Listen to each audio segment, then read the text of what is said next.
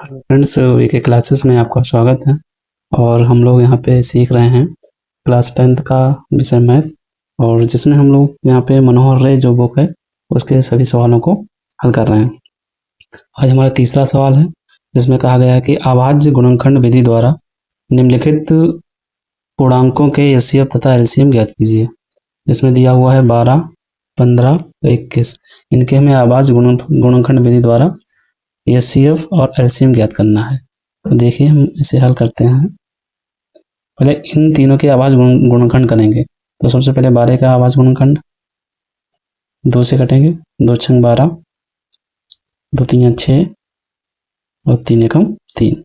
इसके बाद 15 के गुणनखंड करते हैं। 3 से कटेंगे जी, 3 पचे 15 और 5 एकम 5। 21 के अभाज्य गुणनखंड 3 से कटेगी संख्या जी, 3 7 21 और 7 एकम 7।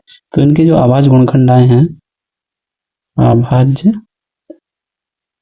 गुणनखंड वो हमारे पास आए हैं। एक तो 12 के हैं 2, 2, 3।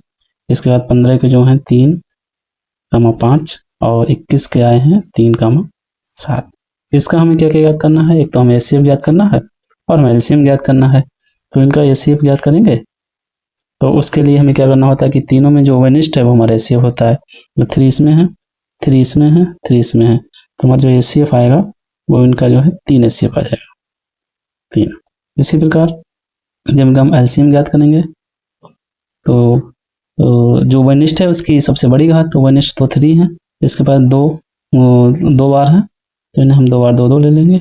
उसके बाद 3 एक बार है, 3, क्योंकि जो वनिष्ठ है इसमें भी, इसमें भी, इसमें भी। फिर 5 है, फिर 7 है। इसका मतलब है पहले तो ये संख्या ले लें, क्योंकि 2 बार हैं, तो उन्हें 2 बार ले लिया है। 3 वनिष्ठ है इसलिए 3 एक बार ले लिया है। फिर एक 5 बचते हैं और 7 बचते हैं। इसके अगर हम मल्टीप्लाई करेंगे तो हमारा आएगा 2 दूनी 4, 4 3 12, 12 पंजे 60 मल्टीप्लाई 7, 7 छंग 42 यानी कि 420। यही हमारा आंसर है। तो कहने मतलब है कि अभाज्य गुणनखंड के विधि द्वारा एचसीएफ एलसीएम ज्ञात करना है। तो पहले हमें उनके अभाज्य गुणनखंड कर लेने हैं। फिर उसमें जो है जो वनिष्ठ रहेगा वो हमारा एचसीएफ होता है, और जो सब में रहेंगे वो उन्हें भी लेना है, और जो किसी में नहीं मतलब अलग संख्या है वो भी लेनी है। जैसे इसमें 2 बार है तो वो ले लिए। फिर 3 वनिष्ठ है तो 3 ले लिया। फिर 5 है और फिर 7 है, मल्टीप्लाई कर लेंगे वो हमारा जो है एलसीएम आ जाएगा। अब फ्रेंड्स जो हमारा दूसरा सवाल है वो है 17, 23, 29। उसका भी हमें एचसीएफ और एलसीएम ज्ञात करना है। तो पहले इसके अभाज्य गुणनखंड देखते हैं। देखिए ये जो संख्या हमारे पास जो दी हुई हैं, चाहे 17 है, चाहे 23 है, और चाहे हमारे पास 29 है। तो 17 भी अभाज्य संख्या है, 23 भी अभाज्य संख्या है, 29 अभाज्य संख्या है।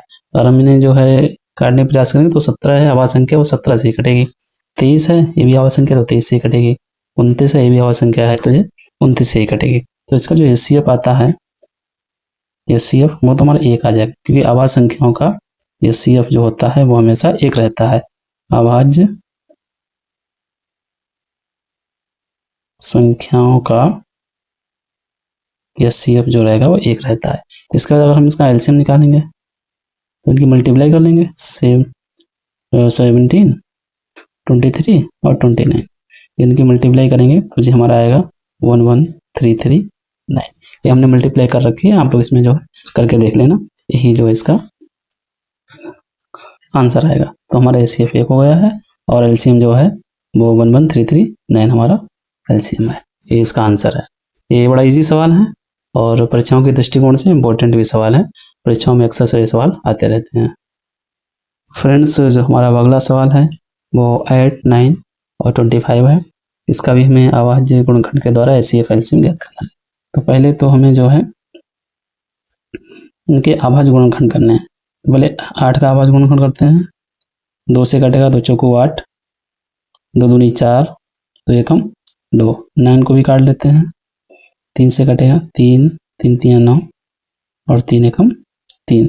इसी प्रकार 25 को भी काटते हैं। 5 से कटेगी संख्या, 5 25 और 5 एकम 5। तो अभाज्य जो गुणनखंड आए इनके वो है हमारे पास अभाज्य गुणनखंड 8 के जो आए हैं वो हैं 2 × 2 × 2। इसी प्रकार 9 के जो अभाज्य गुणनखंड आए हैं तो 3 × 3 और इसी प्रकार जो हमारे पास 25 के जो वर्गमूल करना है वो 5 × 5। तो इसका हमें सबसे पहले तो एचसीएफ ज्ञात करना है। तो एचसीएफ में हमने कहा है कि जो ओवेनिस्ट रहेगा, जो सब में कॉमन रहेगा वो एचसीएफ है। तो किसी में कोई भी संख्या ओवेनिस्ट नहीं है, कॉमन नहीं है, तो हमारा इसका जो एचसीएफ आ जाएगा वो 1 आ जाएगा। क्योंकि यदि कोई भी संख्या और ओवेनिस्ट नहीं है तो इसमें 2 2 2 है, इसमें 3 3 है, इसमें 5 5 है। इसका मतलब कोई भी संख्या कॉमन नहीं है। यदि कोई भी संख्या कॉमन नहीं होती है तो उसका एचसीएफ 1 होता है और एलसीएम जो आएगा वो सबका मल्टीप्लाई आएगा। तो इनकी सबकी जो है हम गुणा कर लेते हैं। तो 2 × 2 × 2 × 3 3 5 5।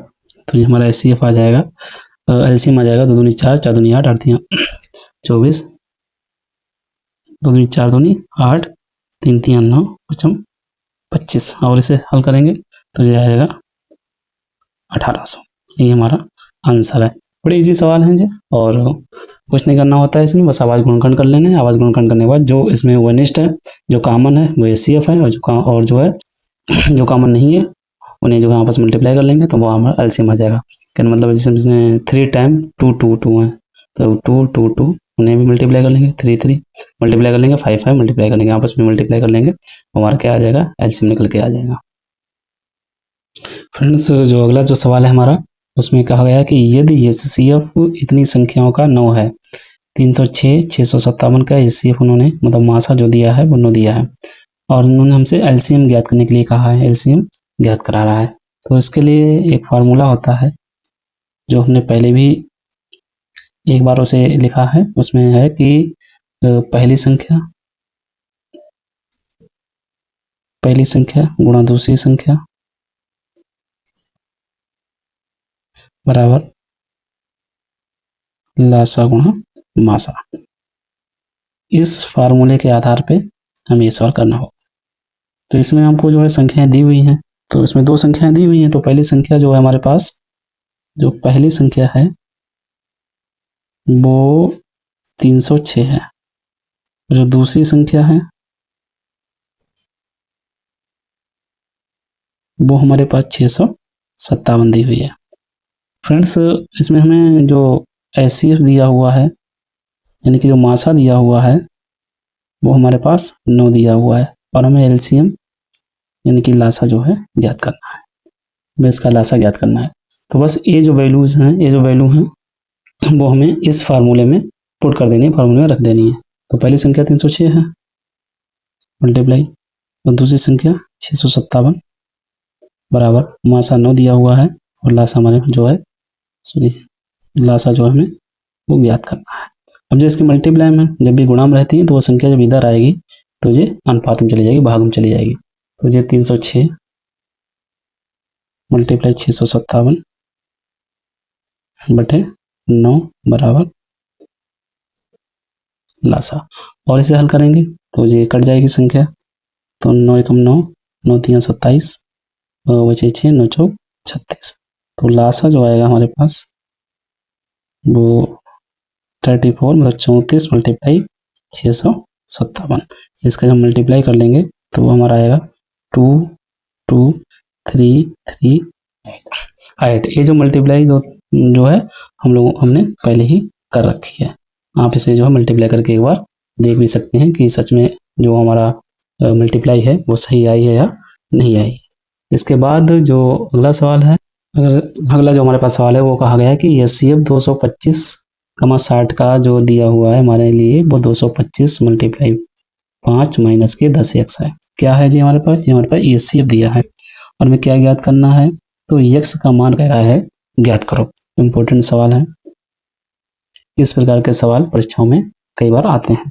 तो इसमें हमें क्या करना रहेगा कि ये जो संख्याएं हैं इनका हमें एचसीएफ दिया है, तो इन संख्याओं का एचसीएफ पहले हमें ज्ञात करना होगा। तो हम हल करते हैं। तो 60 और 225 का एचसीएफ ज्ञात करते हैं। तो 6 तियां 18 180 5 आएंगे यहाँ पे, इधर हमारा 4 बचेगा, ठीक 45। हम 60 के लिए डिवाइड करेंगे, 45 से कम 45 15 बच जाएगा, 45 15 तियां 45। तो संख्या कट गई। तो हमारा जो मासा आया है वो कितना आया है 15। तो ये वाला हमारा मासा आया है। तो मासा 15 आया है, तो वही कह रहा है कि एचसीएफ जो है मासा जो है वो इतने के बराबर है। तो एक्स का मान ज्ञात कीजिए। तो अतः 15 बराबर 225 मल्टीप्लाई 5 माइनस के 10x। अब इसे हल करेंगे तो जी हमारे पास आ जाएगा 10x 15 बराबर ये मल्टीप्लाई कर लो 5 25 हाँ से लगा दो 15 10 15 10 2 12 हाँ से लगे 15 10 और 11 माइनस के 10x। जो 10x इधर लेके आएंगे तो जो प्लस के हो जाएंगे, क्योंकि यहाँ पे माइनस के हैं, और इधर जब आएंगे हमारे काय के हो जाएंगे, प्लस के हो जाएंगे। ये हमारे प्लस के हैं, जो उधर जाएंगे जो हमारे माइनस के हो जाएंगे। तो बराबर 11 25 माइनस के 15। तो 10x बराबर जब इसे हम सब्ट्रैक्शन कर देंगे, घटा देंगे, तो जो हमारा बचेगा 0 1 1 1। तो 10x बराबर जब ये आपस में मल्टीप्लाई में है तो उधर बटे में चले जाएंगे। तो 111 बन 0 बटे 10, 0 से 0 कैंसिल, सॉरी 0 तक चलेगा बटे में। तो x बराबर जो आया है हमारा 1 1 1। यही हमसे जो है ज्ञात करने के लिए कह रहा था। तो आज हम लोगों ने प्रश्नावली 1.1 के सवाल 5 तक हल कर लिए हैं। मित्रों ये जो है बहुत इजी सवाल थे और बहुत आसान सवाल थे। तो अब now thanks for watching this video.